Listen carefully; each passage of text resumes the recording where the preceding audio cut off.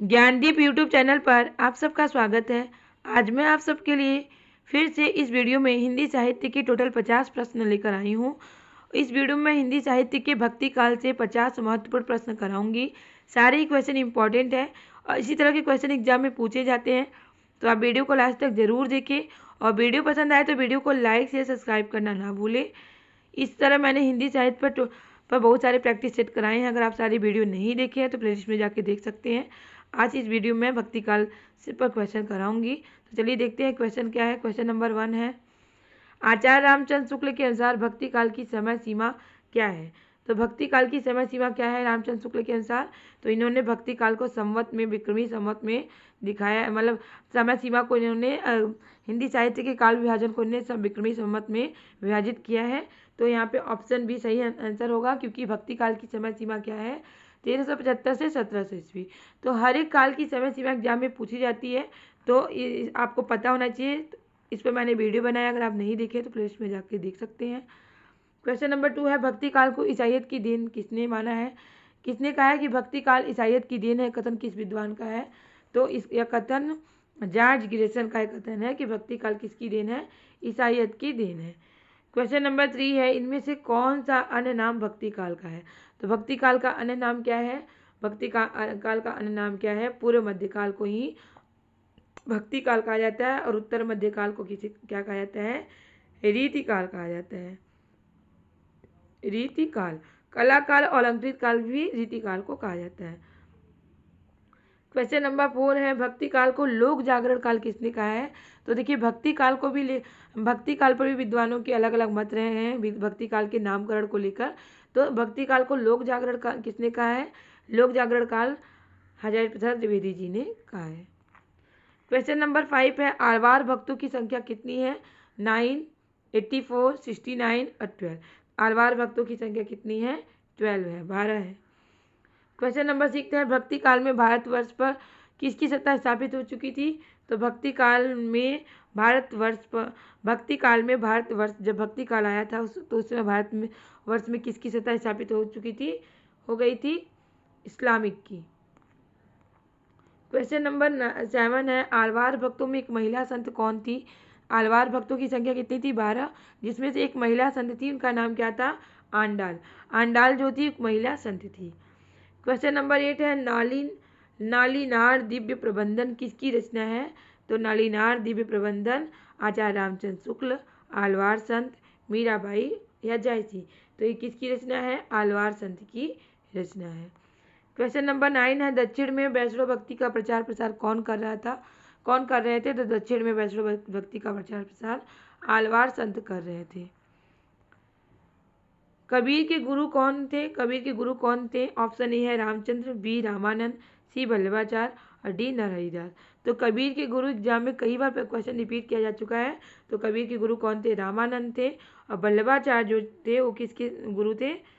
सूरदास के गुरु थे कौन? वल्लभाचार्य। क्वेश्चन नंबर 11 है, कबीरदास का जन्म कब हुआ था। कबीरदास का जन्म हुआ था 1398 ईस्वी में कबीरदास जी का जन्म हुआ था। क्वेश्चन नंबर 12 है, कबीरदास भक्ति काल को स्वर्ण काल किसने कहा है। अब देखिए भक्ति काल को लोक जागरण काल तो भी हम लोग आगे पढ़े हैं कि आचार्य हजारी प्रसाद द्विवेदी जी ने भक्ति काल को लोक जागरण काल कहा। स्वर्ण काल किसने कहा है? तो जॉर्ज गिरिसन ने भक्ति काल को स्वर्ण काल कहा है। स्वर्ण काल जॉर्ज गिरिसन ने कहा है। और स्वर्ण युग किसने कहा है? डॉक्टर श्याम सुंदर दास ने भक्ति काल को स्वर्ण युग कहा है। क्वेश्चन नंबर 14 है, सुदामा चरित किसके द्वारा रचित काव्य ग्रंथ है। सुदामा चरित जो है काव्य ग्रंथ है, किसके द्वारा रचित काव्य ग्रंथ है? मतीराम, कबीरदास, पद्माकर, नरोत्तम दास। नरोत्तम दास के द्वारा रचित क्या है? काव्य ग्रंथ है क्या? सुदामा चरित। गंग किसके दरबारी कवि थे? राजा मान सिंह, महाराणा प्रताप, अकबर, पृथ्वीराज चौहान। अकबर गंग किसके राजा दरबारी कवि थे? तो अकबर के दरबारी कवि थे। क्वेश्चन नंबर 16 है, धर्म का प्रभाव कर्म, ज्ञान, भक्ति इन तीनों धाराओं में चलता है। यह कथन किस विद्वान का है? ऐसा किसने माना है कि धर्म का जो प्रभाव है वो तीनों धाराओं में चलता है, कर्म, ज्ञान और भक्ति। तो ऐसा किसने माना है? रामचंद्र शुक्ल ने, हजारी प्रसाद द्विवेदी ने, राम कुमार वर्मा ने और नगेंद्र ने। तो रामचंद्र शुक्ल जी ने माना है कि धर्म का जो प्रभाव है कर्म, ज्ञान और भक्ति तीनों धाराओं में चलता है। क्वेश्चन नंबर 17 है, जन्म काल के अनुसार निम्नलिखित भक्त कवियों का सही अनुक्रम क्या है। अगर जन्म काल के अनुसार देखा जाए तो सही अनुक्रम क्या होगा, तो यहाँ पे सही अनुक्रम होगा पहले सूरदास, फिर मीराबाई, फिर तुलसीदास, फिर दादू दयाल। तो ऑप्शन बी सही आंसर होगा। अगर जन्म काल के अनुसार से देखा जाए तो ये कालक्रम क्या है, सही है। क्वेश्चन नंबर 18 है, कृपा राम द्वारा रचित नायिका भेद की सबसे पुरानी पुस्तक क्या है। कृपा राम द्वारा जो रचित क्या है, नायिका भेद है कि सबसे पुरानी पुस्तक क्या है, हीत तरंगिणी जो है सबसे पुरानी पुस्तक है। क्वेश्चन नंबर 19 है, रुद्र संप्रदाय की स्थापना किसने की। तो रुद्र संप्रदाय की स्थापना विष्णु स्वामी ने की। रुद्र संप्रदाय की स्थापना, हर एक संप्रदाय की स्थापना किसने की है, तो भक्ति काल पर मैंने इस पर चर्चा किया है। अगर आप वीडियो नहीं देखे तो जाके देख सकते हैं। रामानुजाचार्य ने किस दर्शन का प्रतिपादन किया। तो रामानुजाचार्य ने विशिष्टाद्वैतवाद दर्शन का क्या किया, प्रतिपादन किया। निम्बार्काचार्य का संबंध किस दर्शन से है। तो निम्बार्काचार्य का संबंध विशिष्टाद्वैतवाद, द्वैतवाद, शुद्धाद्वैतवाद या द्वैतवाद। तो निम्बार्काचार्य का संबंध किस दर्शन से है, द्वैतवाद से। कबीर के माता पिता का क्या नाम है। तो कबीर के माता पिता का नाम है नीरू और नीमा। क्वेश्चन नंबर 23 है, कबीर किसके दरबारी, रहीम किसके दरबारी कवि थे। किसके दरबारी कवि थे, रहीम। तो पृथ्वीराज चौहान, अकबर, रतन सेन, भोजराज। तो अकबर के दरबारी कवि थे कौन, रहीम।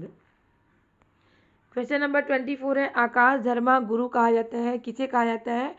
शंकराचार्य को कहा जाता है, या रामानंद को कहा जाता है, या रामानुजाचार्य, या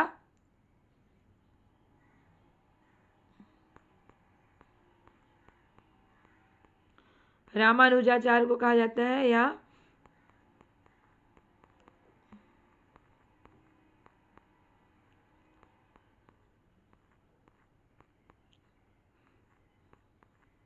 वल्लभाचार्य को कहा जाता है। किसको कहा जाता है, तो रामानंद को क्या कहा जाता है, रामानंद को आकाश धर्मा गुरु कहा जाता है। किसे, रामानंद को। क्वेश्चन नंबर 25 है, तुलसी के वचनों के समान रहीम के वचन भी हिंदी भाषी भूभाग में सर्वसाधारण के मुंह पर रहते हैं। यह कथन किस विद्वान का है। तो यह कथन रामचंद्र शुक्ल जी का है। यह कथन किस विद्वान का है, रामचंद्र शुक्ल जी का यह कथन है। मदनाष्टक के रचयिता कौन है, कबीर दास, रसखान, नरोत्तम दास, रहीम दास। मदनाष्टक के रचयिता कौन है, रहीम दास जी है। खेट कौतुकम किसकी रचना है, रहीम दास जी की है, या कबीर दास, या तुलसीदास, या रसखान। तो खेट कौतुकम रहीम दास की रचना है। उत्तर भारत में भक्ति का प्रचार प्रसार करने वाले कौन थे। उत्तर भारत में भक्ति का प्रचार प्रसार करने वाले कौन थे, रामानंद। भक्ति आंदोलन को ईसाइयत की देन कहने वाले इतिहासकार कौन है। तो अभी हम लोग पढ़े भक्ति काल किसकी देन है, ईसाइयत की देन। किसका कथन है, जॉर्ज ग्रेसन का कथन है कि भक्ति काल जो है वो ईसाइयत की देन है। क्वेश्चन नंबर 13 है, हिंदी साहित्य के किस युग को स्वर्ण युग कहा जाता है। हिंदी साहित्य का ऐसा कौन युग है, आदिकाल, भक्ति काल, रीतिकाल और आधुनिक काल। तो चारों युग में से कौन सा युग जो है जिसे स्वर्ण युग कहा जाता है। तो भक्ति काल को ही क्या कहा जाता है, स्वर्ण युग कहा जाता है। क्वेश्चन नंबर 31 है, भक्ति आंदोलन को लोक जागरण काल किसने कहा है। तो हजारी प्रसाद द्विवेदी ने भक्ति काल को लोक जागरण काल कहा है। क्वेश्चन नंबर 32 है, भक्ति काल में बौद्ध धर्म की देन, भक्ति काल को बौद्ध धर्म की देन किसने कहा है। तो नगेंद्र ने कहा है, राहुल सांकृत्यायन ने, या रामविलास शर्मा, या हजारी प्रसाद द्विवेदी ने। तो हजारी प्रसाद द्विवेदी ने भक्ति काल को बौद्ध धर्म की देन कहा है। क्वेश्चन नंबर 13 है, निम्नलिखित में से कौन सा काव्य भक्ति काल का नहीं है। संत काव्य, राम भक्ति काव्य, छायावादी काव्य और सूफी काव्य। तो ये संत काव्य, राम भक्ति काव्य, सूफी काव्य, ये तीनों तो भक्ति काल का है, लेकिन छायावादी काव्य जो है वो भक्ति काल का नहीं है बल्कि आधुनिक काल का है। क्वेश्चन नंबर 34 है, भक्ति का उदय कहाँ से हुआ था। तो भक्ति का उदय कहाँ से हुआ था, दक्षिण भारत से हुआ था। क्वेश्चन नंबर 35 है, समग्र भक्ति काल काव्य पर कौन सी विशेषता लागू होती है? समग्र भक्ति काल पर कौन सी विशेषता लागू होती है? अवतार में विश्वास, जाति प्रथा का निषेध, अहंकार का त्याग, ईश्वरी लीला गान। यहाँ पे लीला गान आप लोग लिख लीजिएगा, ईश्वरी लीला गान। तो अहंकार का त्याग है, जो अहंकार, ऑप्शन सी आंसर सही होगा। अहंकार का जो त्याग है वो समग्र भक्ति का की विशेषता पर लागू होती है। क्वेश्चन नंबर 36 है, रामानंद किसके शिष्य परंपरा में आते हैं? रंगाचार्य, नाथमुनि, रामानुजाचार्य, पुंडरीकाच। तो रामानुजाचार्य के शिष्य परंपरा में आते हैं कौन? रामानंद। क्वेश्चन नंबर 37 है, अद्वैतवाद के अनुसार क्या है? जीव ब्रह्म एक है, संचार सत्य है, जीव और ब्रह्म अलग अलग है, और ब्रह्मा विशेषण युक्त है। तो अद्वैतवाद के अनुसार अगर देखा जाए तो जीव और ब्रह्म क्या है? एक है। क्वेश्चन नंबर 38 है, कृष्ण के साथ राधा की महानता किस संप्रदाय की विशेषता है? तो कृष्ण के साथ राधा की महानता किस संप्रदाय की विशेषता है? संकाली संप्रदाय की विशेषता है। क्वेश्चन नंबर 39 है, दैत्यवाद के प्रणेता कौन है? दैत्यवाद के प्रणेता है मध्वाचार्य, वल्लभाचार्य, रामानुजाचार्य, रामानंद। तो दैत्यवाद के प्रणेता कौन है? मध्वाचार्य। शुद्धाद्वैतवाद दर्शन के प्रवर्तक कौन है? शुद्धाद्वैतवाद दर्शन के प्रवर्तक हैं शंकराचार्य, मध्वाचार्य, वल्लभाचार्य और विष्णु स्वामी। तो यहाँ पे ऑप्शन सी सही आंसर होगा। शुद्धाद्वैतवाद दर्शन के प्रवर्तक कौन है? वल्लभाचार्य है। रामानुज ने श्री संप्रदाय में किसकी उपासना की थी? तो विष्णु की उपासना की। किसकी उपासना की? विष्णु की। क्वेश्चन नंबर 42 है, इसमें से कौन वैष्णव भक्ति के आचार्य नहीं है? तो वैष्णव भक्ति के आचार्य कौन है? वल्लभाचार्य तो है ही। वल्लभाचार्य कृष्ण भक्ति के है, तो मतलब वैष्णव के ही होंगे। मध्वाचार्य वैष्णव भक्ति के भी हैं और रामानुजाचार्य भी हैं, लेकिन शंकराचार्य जो है वो वैष्णव भक्ति के आचार्य नहीं है। क्वेश्चन नंबर 43 है, वर्वे नायिका भेद के रचनाकार कौन है? वर्वे नायिका भेद के रचनाकार है रहीम, रसनील बिहारी या मोतीराम। तो रहीम दास जी जो है वर्वे नायिका भेद के क्या है? रचनाकार है। रामचरितमानस के रचयिता कौन है? रामचरितमानस के रचयिता कौन है? तुलसीदास हैं। और रामचरितमानस में कितने कांड हैं? ये भी क्वेश्चन पूछा जाता है। 7 कांड है। और किस भाषा में लिखी गई है? तो अवधी भाषा में लिखी गई है रामचरितमानस।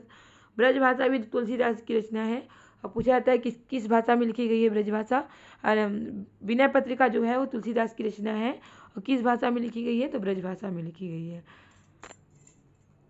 और रामचरितमानस में 7 कांड हैं। कौन कौन से? बाल कांड, अयोध्या कांड, किष्किंधा कांड, अरण्य कांड, सुंदर कांड, लंका कांड और उत्तर कांड। सूरदास के गुरु का नाम क्या है? सूरदास के गुरु का नाम है रामानंद, रामानुजाचार्य, वल्लभाचार्य या स्वामी विट्ठलनाथ। तो सूरदास के गुरु का नाम है वल्लभाचार्य। क्वेश्चन नंबर 46 है, पुष्टि मार्ग की स्थापना किसने की? तो पुष्टि मार्ग की स्थापना किसने की? शंकराचार्य, वल्लभाचार्य, स्वामी विट्ठलनाथ और सूरदास। तो पुष्टि मार्ग की स्थापना किसने की? सूरदास जी ने की थी। और अष्टछाप की स्थापना विट्ठलनाथ जी ने की थी। अष्टछाप की स्थापना किसने की थी? विट्ठलनाथ जी ने की थी अष्टछाप की स्थापना। क्वेश्चन नंबर 47 है, भक्ति काव्य को भारतीय चिंतन धारा का स्वाभाविक विकास किसने माना है? तो भक्ति काल को भारतीय चिंतन धारा का स्वाभाविक विकास किसने माना है?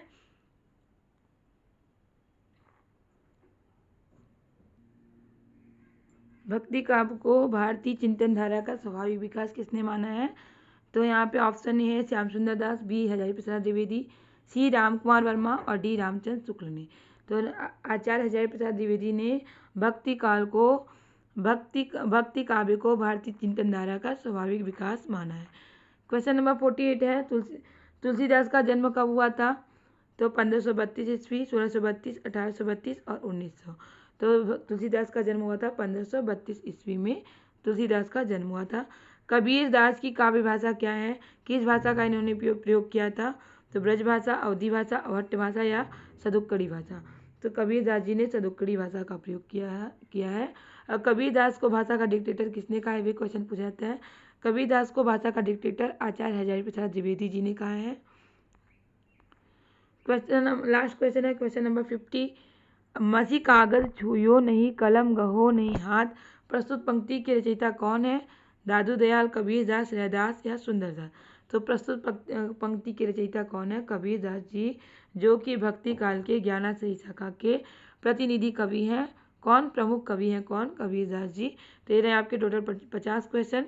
एक लास्ट क्वेश्चन है 51 क्वेश्चन, जो कि आप लोगों के लिए है। अगर आपको इसका आंसर पता है तो कमेंट बॉक्स में आंसर जरूर बताइएगा, क्योंकि इससे समझ में आएगा कि आपकी तैयारी कैसी हो रही है। तो क्वेश्चन हम लोग देखते हैं क्या है क्वेश्चन है 51। रामलला नाचू के रचयिता कौन है? रचनाकार कौन है? रत्नाकर, रैदास, तुलसीदास या घनानंद। तो रामलला नाचू के रचनाकार कौन है? यहाँ पे अगर आपको आंसर सही पता है तो इसका आंसर कमेंट बॉक्स में ज़रूर बताइएगा। उम्मीद है कि आपको वीडियो ज़रूर पसंद आया होगा। वीडियो पसंद आया तो वीडियो को लाइक से सब्सक्राइब करना ना भूलें, क्योंकि आपका लाइक शेयर सब्सक्राइब ही हमें मोटिवेट करता है इस तरह के क्वेश्चन, इस तरह के टॉपिक लाने के लिए, जिससे आपकी अच्छी तैयारी हो सके और आप अपने एग्जाम में सफल हो सके। इसी तरह के क्वेश्चन, इस तरह के टॉपिक की तैयारी करने के लिए हमारे चैनल से जुड़े रहें। तब तक के लिए मिलते हैं नेक्स्ट क्लास में। बाय।